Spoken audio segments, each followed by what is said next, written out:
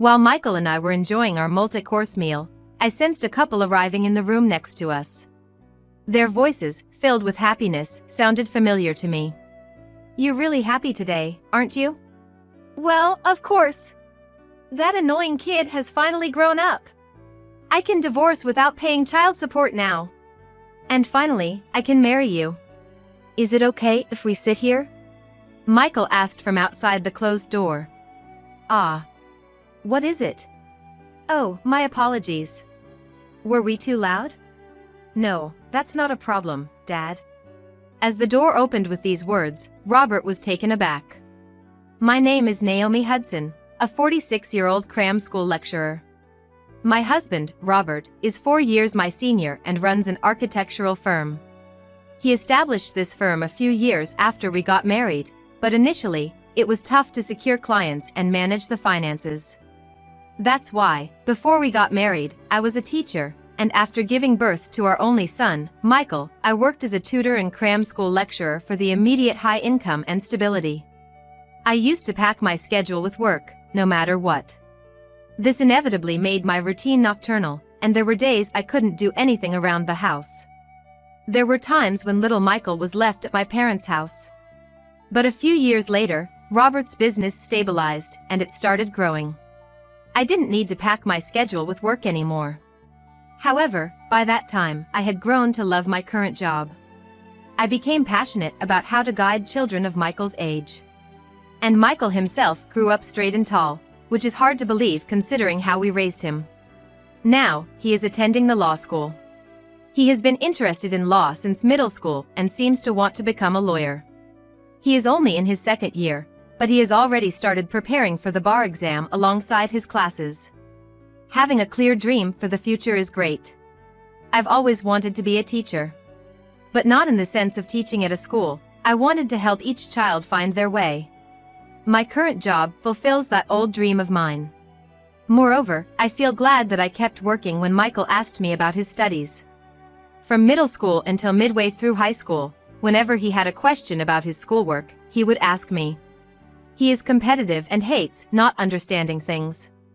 I don't usually hover over him, but when he asks, I do my best to explain things in a way that makes sense to him.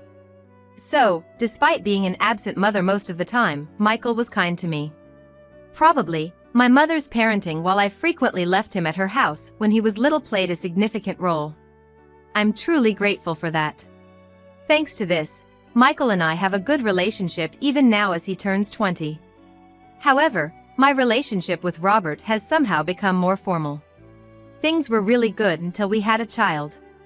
I first met Robert at a college mixer. He was a young man working at an architectural firm, and his appeal was different from the usual education major guys I knew. He was interested in me because I was a type he had never encountered before.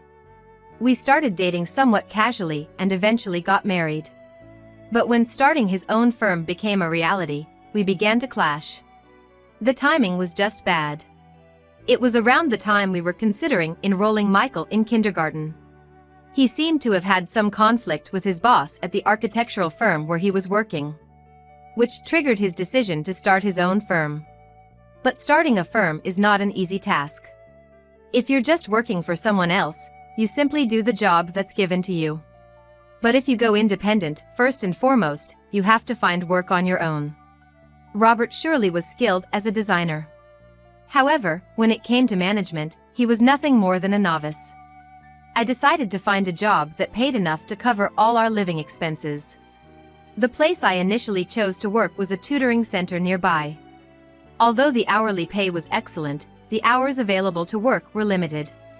When I asked the owner of the tutoring center if I could work more hours, he introduced me to a friend who ran a prep school. From then on, I fully committed to my job. House chores took a back seat. I'd catch up on weekends or have my mom come over to help. By the way, I didn't expect Robert to help with chores. What I wanted from him was to get his newly started design firm on track.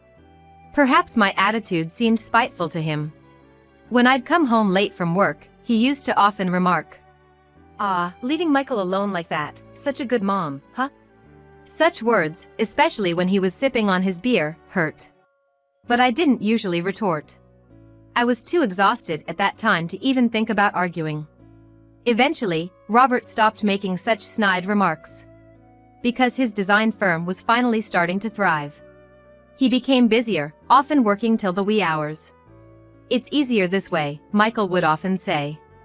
My wonderful son, by middle school, had learned to cook and would prepare a late dinner for me. Warm stews in the winter were divine, especially after coming in from the cold. Delicious. You've definitely surpassed me in cooking." And it wasn't just cooking. The house was clean and tidied. And the laundry neatly folded. "Don't worry about it, Mom. I enjoy doing it. It's a good break for me." "You sure? Aren't you missing out on hanging out with your friends?" I'm good. Our school doesn't have many club activities, and I have texting if I need it." "That's how it is?" "Yeah, so don't worry. Anyway, we got our college preference forms. I'd like you to come to the three-way meeting." "Of course." He always steered the conversation towards his studies. However, whenever Robert happened to return home during such times, Michael would generally become moody. "I'm gonna study in my room now." "Hold on, don't you have anything to say to me? You wanna attend the three-way meeting too, Dad?" "I'm busy, obviously can't make it." "That's why I told Mom." "That's okay, right? What's with that attitude towards your father?" Michael didn't answer and went into his room. "Naomi, what the heck kind of parenting are you doing?" And thus, Robert would get upset. I wanted to tell him it was merely because he wasn't doing anything. Exactly, he wasn't contributing at all. From living expenses to Michael's school fees, I covered everything. But arguing seemed like such a waste of time. He's just in his rebellious phase. Cut him some slack. I'd often brush it off. Robert would then humph loudly, slump on the couch, pull out a whiskey bottle, and start drinking by himself. Not wanting to see an irate Robert, I'd excuse myself, mentioning work for the next day, and retreat to my room. Yes, by that time, we were sleeping in separate rooms. When the three of us were home, we'd each be in our own rooms. We were now able to live in a sufficiently large apartment. Our family continued to live in this somewhat cold atmosphere. Yet, when Michael got into the university he had been aiming for, we did celebrate together. "Man, getting into a law school is something. I'm so proud. It's where I wanted to go." Michael's response was rather indifferent, but it was the truth. He had always had a law school he wanted to attend and worked hard to get in. Despite this, he didn't attend prep school and studied on his own. "If I don't understand, I mean, I've got a good teacher at home. Why do I need to go out for it?" At most, it was about taking a mock exam to know the national level. "Saved some bucks since you're a cheap one." Is that really how you say it? Mom, I meant to say that too. You really don't need to worry about that. No, I just wanted to do it myself. Michael really is a good kid, almost too good to be true. In college, he quickly made connections, showed his face in the seminar he wanted to join, and seemed to be getting along well with his seniors. And then came his 21st birthday. He asked to celebrate when he could legally drink. "You finally reached that age. Let's go have dinner at a nice place tonight." "About that," he began, and started fiddling with his smartphone.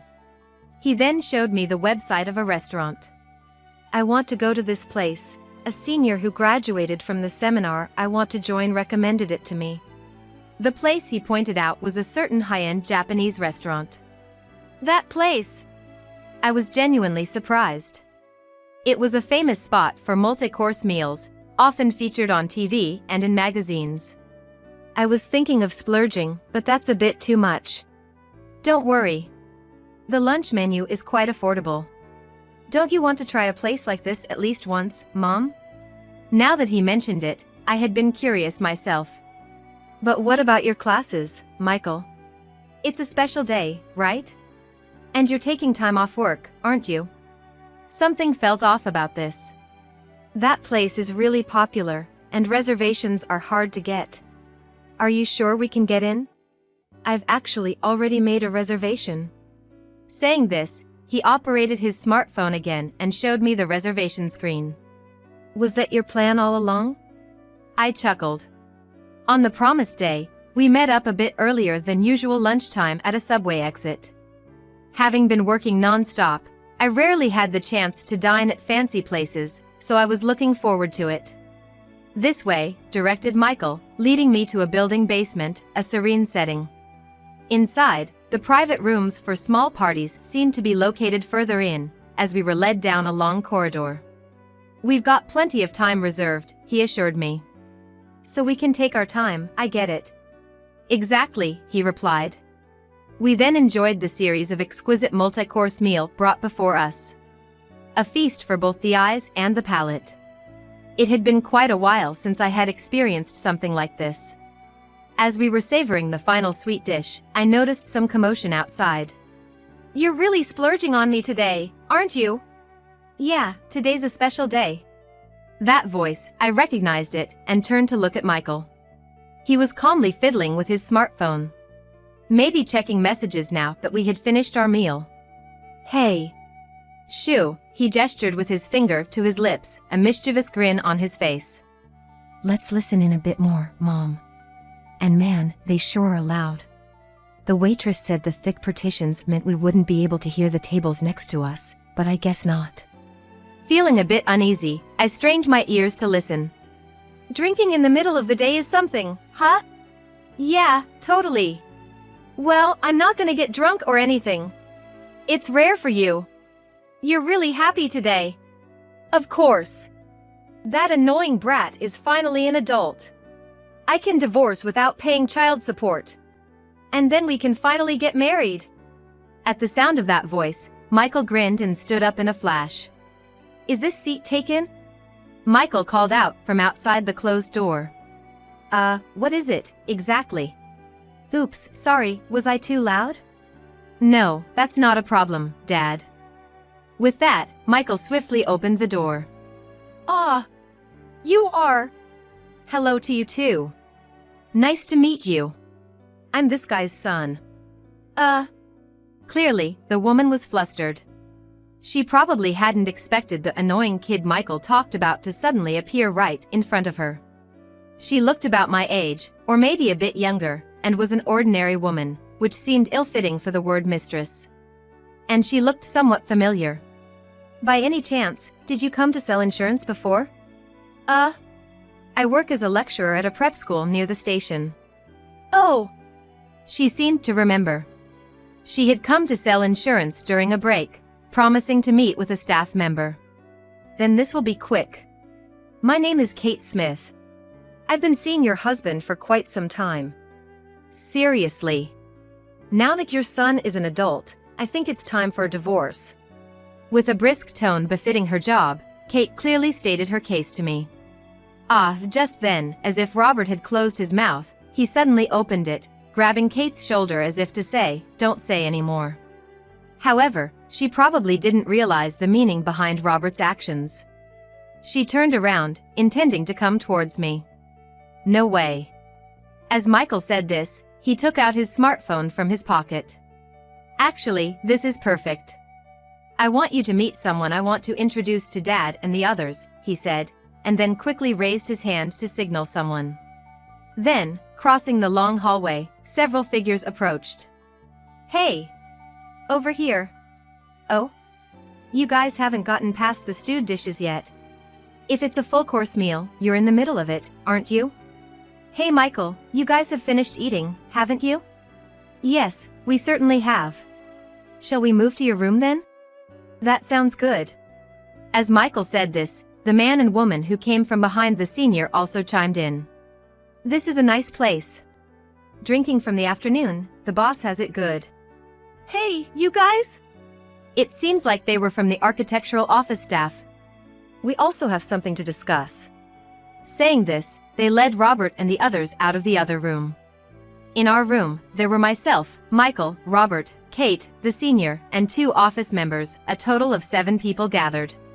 Mom, Dad, let me introduce you.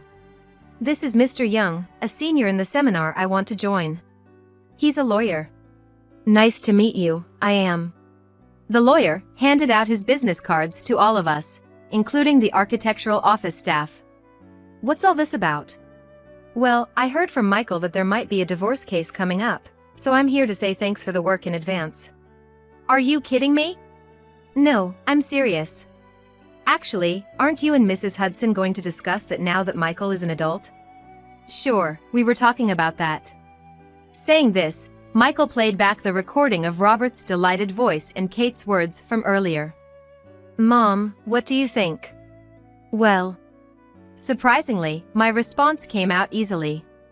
Indeed, it could be said that I had abandoned my role as a wife to Robert quite some time ago.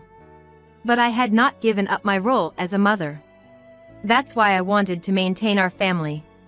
Still, if Michael had arranged this and Robert was willing, I saw no reason to continue. Mr. Young, do you have a divorce form? Actually, I do have one here. Thank you. I swiftly wrote my name on it. Mom, you're so understanding and quick to act. Don't flatter me, you won't get anything more out of me today. Then, Mr. Young handed the signed paper to Robert, saying, I presume you want this as well? Here you go. Yes. Robert took the pen with trembling hands and signed. Thank you very much. So this means he's free after submitting this, right? Kate leaned in. Yes, that's right. Well, there are a few things we need you to do. What do you mean? Certainly, Naomi doesn't need child support for Michael anymore. However, she has the right to claim alimony from you too. What? If it's about the breakdown of the marriage, Naomi is in the same boat. That's not true. The lawyer cut in sharply. Robert's affair, not contributing financially to the household, those are grounds for alimony. An affair? And financial abuse? Come on, Robert. And Kate, was it? You guys admitted earlier that you've been together for a while now. That's an affair. There, the "we've been together for a while" part was played back. Kate gasped. Thinking you shouldn't have said that? I've known about this for a long time. That's why I asked Mom to celebrate my birthday here today. You little! I've checked the bank and the household ledger. Everything for our living expenses comes from Mom's account, including my tuition. Everything of yours goes to work and whatnot. Yet, you eat at home without question, get your laundry done, right? Look, I've been raised all along with Mom's money. Robert had no words to return to Michael's relentless statements. When on earth did he check the bank books? Indeed, I had been paying for everything in our household. Rent for the increasingly spacious apartment, groceries, utilities, so, in that sense, you've been living off me, haven't you? These words unconsciously slipped from my mouth. Living off you? That's a horrible way to put it. But isn't it true? You've been doing your favorite job all along, spending all your earnings there. Yet, you live in the apartment I rent, eat the food I buy. Clothes, well, you probably buy those yourself, but the laundry is done at our place, right? Which part of this is not living off someone? I suddenly found the hole. Why have I continued this married life up until now? Things would have been so much simpler and more comfortable if I'd just lived with Michael from the start. Undergoing a sudden change in demeanor, I left Robert and Kate utterly dumbfounded. I'm sorry, Michael.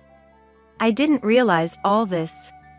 And Mr. Young, I'd like to request a divorce not just for infidelity, but also for financial abuse, and I want to claim alimony. Leave it to me. Well then, Mom, we're done here with our meal and our business, let's go home. Is it okay to leave your senior colleague? He still has business with these two. I turned my attention to a man and a woman brought over by Mr. Young. They gave me a slight bow. Nice to meet you, we are architects from the office. Oh, is that so? Nice to meet you. But, what exactly is? Yes, we are considering leaving to start our own practice, but we've been having trouble settling matters, so we wanted to consult. Realizing what was going on, I left the dumbstruck Robert and Kate behind and left the scene. On the way home, I asked Michael. Did you introduce Mr. Young to those two staff members? Well, yeah. He chuckled. I realized Dad was having an affair quite some time ago. I was mad, but I didn't know how to handle it. Then, I got interested in law and lawyers. When I got into college, I found a professor whose seminar I thought would be helpful, and I explained my situation. He told me know your enemy first. So, I started investigating everything around Dad. That's when I came across those two having a conflict with him. And you introduced them to Mr. Young? Yeah. It's better to deal a blow all at once in these situations. I was astonished at how much he'd grown without me realizing. But Michael, if you knew about Dad's affair, you should have talked to me first. Well, our daily life was stable, and I just didn't have the courage to ask you about your feelings. I ruffled his hair affectionately. I see. Then I need to respond to your feelings as well. Saying that, I made calls to both my parents and my in-laws' houses. Hello, it's been a while. This is Naomi. Actually, soon after, our divorce was finalized, and Robert had to move out of the house. That was only natural since the house was rented under my name, not his. From then on, I heard he was staying at the office. Moreover, Robert faced even more damage later on. First, there were those two architects. They were the main workforce of the current office, and they didn't want to let them go. But with a lawyer involved, it became impossible to forcibly keep them. We respected you. But it's truly disappointing. And to think you were doing such things on top of that. We won't let it come to that. They seemingly told him off. As a result, the firm from which those two architects were pulled is apparently in quite a turmoil now. From the heydays to rock bottom in an instant. From now on, they'll have to pull out all the stops to get the firm back on track. Maintaining the firm itself seems to be a headache. The severance pay for them, the alimony for me, and the maintenance of the office building, which presupposes a certain number of people. There are a lot of expenses at the moment, but as an employer, they still have to protect the remaining staff. However, now that a considerable amount of work was entrusted to those two, what Robert and the other staff can do is quite limited. With no other option, he thought of borrowing the necessary funds for the time being and went to see his in-laws, with whom he lives along with his sister and her husband. There, he was severely reprimanded by both my father-in-law, furious about the recent turn of events, and my mother-in-law, who adores their grandson. We might not have a huge inheritance to leave behind, but we've decided not to give you any of it. We'll give that portion to Michael. So said, Michael, who went to see how things were, came back reporting with glee. And Kate too. Due to the comings and goings of lawyers, her longtime role as a customer's mistress got spread around the office. Moreover, this put a significant dent in her business as an insurance salesperson, where customer trust is crucial. She was a top-performing salesperson, but her customers started leaving in no time. With office politics and backstabbing happening, showing vulnerability was a bad move. Her salary has decreased, and on top of that, she has to pay alimony. Thanks to all this, her relationship with Robert is now quite strained. It would have been better if we just divorced properly earlier. Well, you agreed with what I said back then, didn't you? I can only think that it serves them right. Sometime after that, we moved to a slightly smaller place from our previous residence. That's because Michael, taking the initiative, said, wouldn't a smaller place be fine? Indeed, that's true. For now, it's just the two of us living together. I'm sure this thoughtful and well-prepared Michael will pass his bar exam early. And someday, he'll get a girlfriend, get married, and leave my nest to stand on his own. When that time comes, I'll be the only one left. There's no use in having a too-spacious house for just myself. From now on, there's no deadweight named Robert. For a while, it's just going to be Michael and me in our cozy little space, living a joyful life,